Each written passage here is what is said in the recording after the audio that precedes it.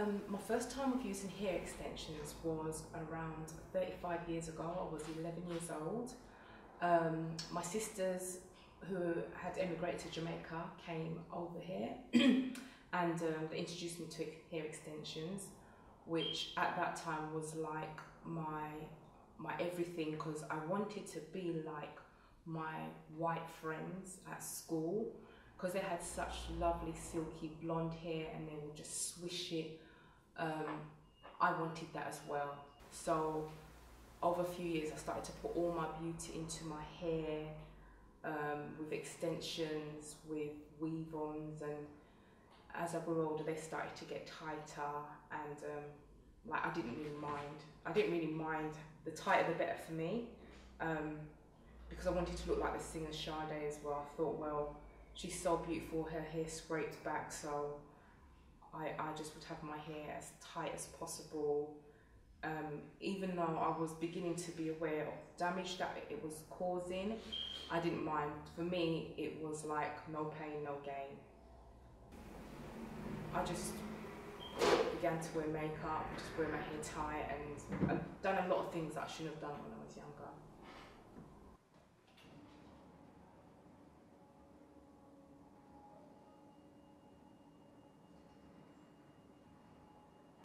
Well, I've been a stylist for over 24 years.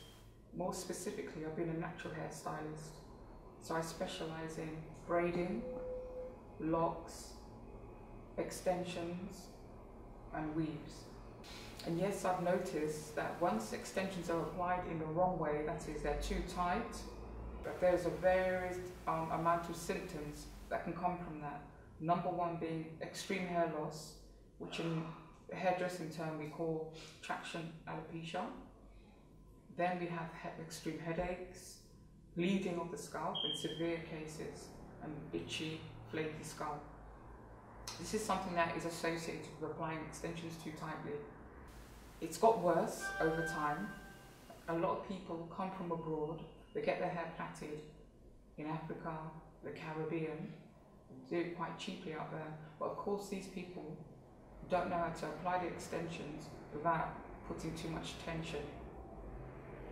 And then when they come back to London or they come back to England, we're left with the aftermath. Then we have to sort out the alopecia.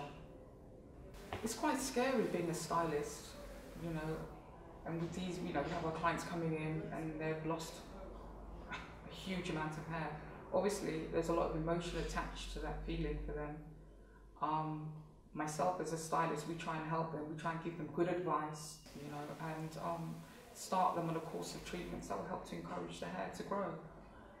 It's only lately natural has been the in thing, but before, like 5 years back, it wasn't. It was like, if you wanted to get noticed, i.e. with job interviews, men, you know, you had to wear extensions because it's more versatile, you can wear different styles and stuff. But as I started to wear my hair tighter, I realised that my follicles were badly damaged, my hairline, patches through my hair, and suddenly I felt like these extensions weren't my friends, that they were more my enemies, because it was just spoiling my looks.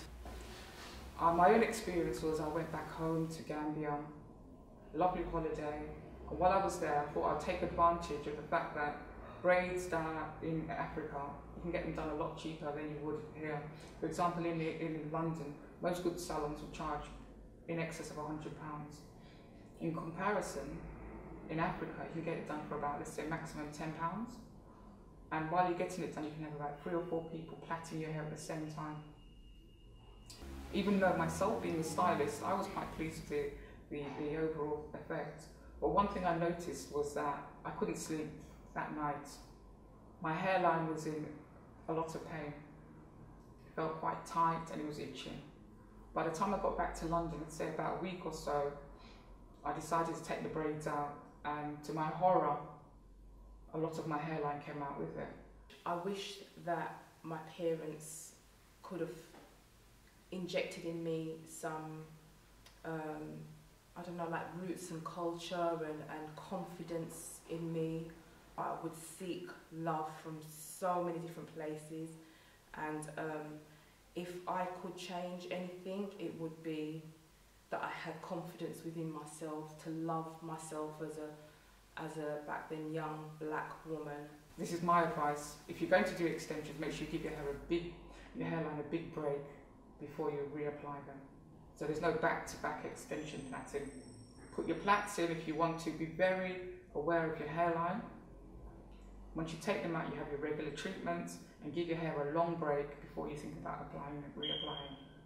Wigs are a good in between form of styling. Twisting, wearing your hair out naturally is a good in-between form of styling.